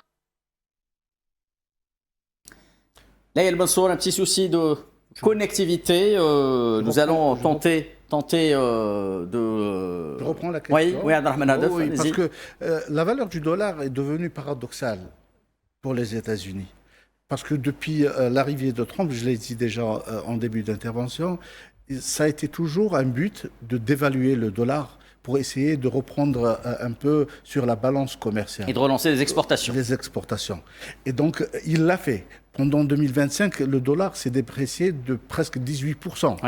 C'est énorme. Donc, un dollar fort, c'est ce que je disais, n'est pas profitable à l'économie américaine. Et là, durant ces 2-3 jours, le dollar commence à reprendre de la valeur. Pourquoi? Parce que c'est devenu une valeur refuge. Et aussi parce que les marchés sont en train de shifter des marchés des actions vers les marchés d'obligations, donc souveraines. Et là, les obligations souveraines américaines qui sont réputées être sûres, et là, le dollar notamment reprend encore de la valeur. Et pour les États-Unis, c'est un cauchemar. Parce que si le dollar reprend de la valeur, c'est presque 1 année et demie de travail qui est soufflé en 2 jours. Donc là, c'est vraiment paradoxal pour les États-Unis. Et la même chose maintenant, déjà, la politique américaine a vraiment été élaborée sur un dollar faible et une inflation qui diminue. Et là, les chiffres qui sont donnés juste pour les 2 jours après l'augmentation du baril de pétrole, les chiffres du carburant aux États-Unis vont bondir de 0,40 $. C'est énorme comme augmentation en 2 jours. Donc, vous voyez... Ce qui va rendre furieux le consommateur américain. Exactement. Et c'est ce que vraiment ont peur les dirigeants américains. C'est ce que ne veulent pas avoir comme conséquence. Mais là, ils l'ont en plein visage parce que c'est une conséquence qui les dépasse même. Très bien, Abdelrahman Hadef, l'on fait signe que Layal Mansour est de retour parmi nous. Layal Mansour, nous parlions de la position du dollar face à cette guerre qui ne serait pas forcément profitable à l'économie américaine? Le cours du dollar, c'est relatif et ça dépend de la situation et du scénario.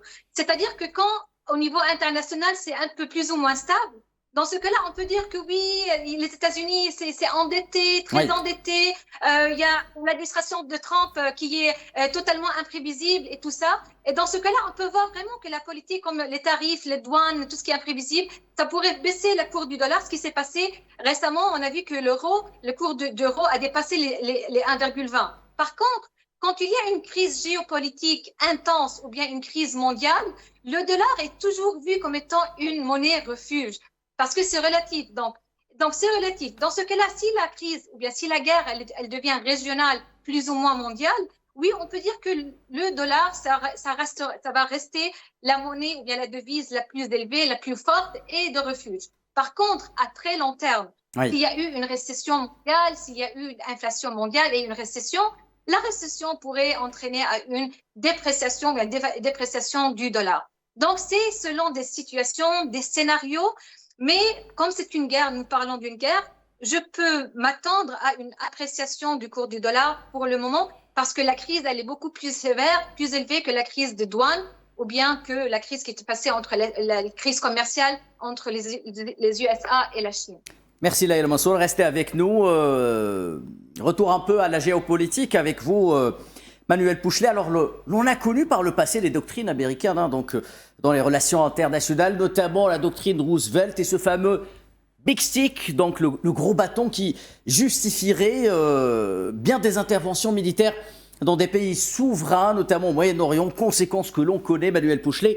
Mais cette propension américaine à créer des foyers de tension en dehors des États-Unis, particulièrement au Moyen-Orient, et à y exporter toutes sortes de conflits semble particulièrement intéresser l'administration Trump, et l'on a du mal à ne pas y voir un lien de causalité, permettez-moi de le dire, avec les objectifs affichés de l'entité sioniste dans cette région du monde, qu'il s'agisse de l'Iran, mais également d'autres pays. Je rappelle, Manuel Pouchelet, que cet axe a mené 7 guerres en seulement 5 ans, cette guerre d'agression en 5 ans. Qui utilise l'autre, Manuel Pouchelet? Les États-Unis utilisent l'entité sioniste ou bien c'est l'inverse? Alors, j'ai bien l'impression qu'aujourd'hui, c'est l'inverse. C'est plutôt l'entité sioniste qui utilise les Américains. Et d'ailleurs, quand ils vont s'en apercevoir, je pense que Donald Trump, il va se mettre dans une colère incalculable. Parce que là, j'ai l'impression que le déclenchement de l'opération s'est fait, où M. Trump s'est fait forcer la main par son ami M. Netanyahou. Maintenant, les Américains, je le rappelle, ont une économie de guerre depuis quasiment leur entrée en guerre en 1941. Il y a eu la guerre froide et puis aujourd'hui, le président américain, quand il y avait eu le sommet d'Anchorage, avait dit « Nous gagnons énormément de millions de dollars grâce à l'instabilité dans le monde ». Bon, bien entendu, à l'époque, il parlait du conflit en Ukraine. Mais là, aujourd'hui, je rappelle que les meilleurs clients, j'allais dire, du complexe militaro-industriel américain, mais ils sont là, c'est-à-dire les pays du Golfe. Ouais. Quand vous regardez les dépenses militaires, moi j'avais animé une conférence sur le sujet, le marché de l'armement au Moyen-Orient, les meilleurs clients sont là. C'est l'Arabie Saoudite, c'est le Qatar, les Émirats, et tout le monde en profite, y compris les Européens. Voilà, pas seulement du côté américain, j'allais dire. Oui, les Européens, regardez la vente de Rafale dans la région, regardez l'approvisionnement en canons d'artillerie français pour l'Arabie Saoudite et pour d'autres pays, ainsi que les chars Leclerc pour certains pays du Golfe. Donc quelque part, c'est malheureusement, et d'ailleurs même vous avez un salon militaire dans la région, chose qu'il n'y avait pas. Et c'est marrant, excusez-moi, c'est peut-être maladroit, mais je trouve dommage qu'il n'y ait pas plus d'initiatives diplomatiques pour que ce conflit cesse rapidement. Mais en même temps, je vais vous dire une chose, j'ai un petit peu l'impression que cela confirmerait une maxime d'un péplum américain. Si ton ennemi a ce que tu désires, tu n'as pas le droit de le refuser. On est en train d'assister à ça. Et maintenant, le tout est de savoir qui va réussir à dominer l'autre, parce que la querelle de leadership entre M. Trump et M. Netanyahou, on avait vu ces derniers temps que M. Trump s'était agacé, par exemple, de certaines positions, on va dire, de l'État d'Israël sur certains dossiers. Mais notamment la gestion du dossier il y a ça, palestinien. Je rappelle, il y a aussi... Oui, alors bien sûr, le dossier palestinien, mais il y a aussi un autre truc qui rapproche les Américains de Téhéran, c'est l'instabilité. Si le régime tombe, je vous ferai remarquer qu'aux frontières est de l'Iran, vous avez l'Afghanistan qui sont bien tentés de venir un petit peu s'immiscer dans ces affaires en Iran. Et aussi, vous avez une autre plateforme qui est également une alliée de l'Europe, mais entre guillemets, je dis bien. On parlait tout à l'heure d'approvisionnement en gaz et pour l'Europe. Il y a Madame van der Leyen, il y a 2 ans, en juin, s'était rendue en Azerbaïdjan. Et comme par hasard, le président Aliyev, on l'entend peu sur le sujet, alors qu'en fait, il est aux portes du conflit, ne l'oublions pas, y compris l'Arménie. Où maintenant, vous commencez à voir arriver des réfugiés iraniens qui risqueraient aussi de déstabiliser la région. Mais je reviens à mon propos précédent. Je vous rappelle que l'Iran, il y a différentes minorités ethniques et il ne faut pas les considérer comme étant tous des Iraniens, mais plutôt quand on regardera... Le sentiment qui prévaut, c'est le sentiment patriotique national, et on l'a vu à plusieurs reprises en Iran. Et c'est ce qui permet justement à l'Iran de compter sur ce front interne qui permet au pays de tenir face aux vagues d'agression américano-sionistes depuis très longtemps. Oui.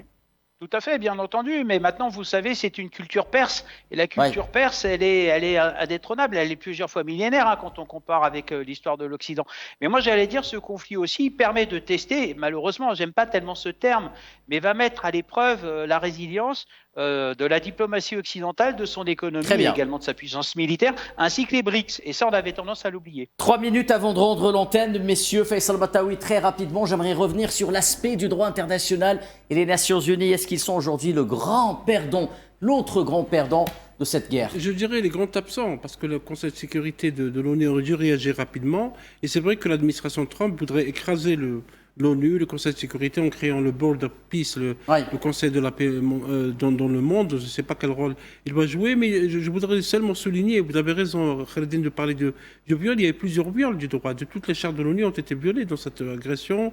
En plus de le fait qu'il y ait des cibles qui soient ciblées. Les hôpitaux ciblés. Les hôpitaux, on a parlé d'écoles enfants, plus de 100 filles sont mortes dans les écoles donc, en Iran. L'Iran n'a pas agressé les États-Unis. Parce que le président Trump dit que on a fait ça parce qu'ils auraient pu envoyer des missiles. Ils auraient pu envoyer des missiles Oui, mais il aux dit que s'ils n'avaient pas interrompu l'accord du programme nucléaire conclu par Donald Trump, l'Iran aurait obtenu l'arme nucléaire il y a 3 ans. Donc c'est des choses invérifiables.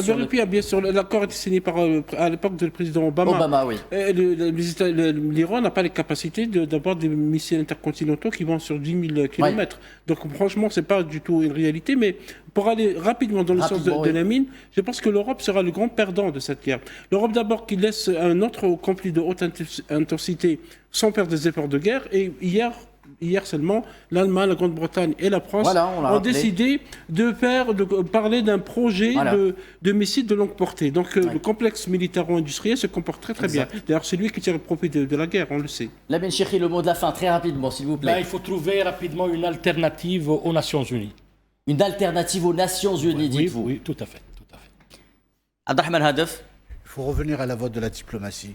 Je pense que c'est la seule solution maintenant, parce que le monde est au bout du gouffre et au bout du précipice. Il faut qu'il y ait des gens sages qui reprennent la parole, parce que là, ceux qui sont au devant de la scène aujourd'hui, sincèrement, ne sont pas du tout faits pour... Laïa Mansour, très rapidement, le mot de la fin sur le volet économique.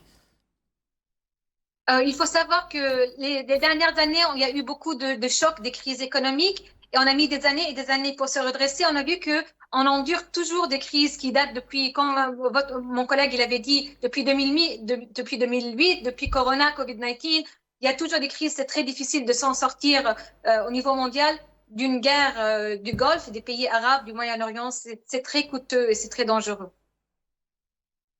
Manuel Pouchelet, un retour à la raison est-il possible? Mot de la fin pour vous, Manuel Pouchelet.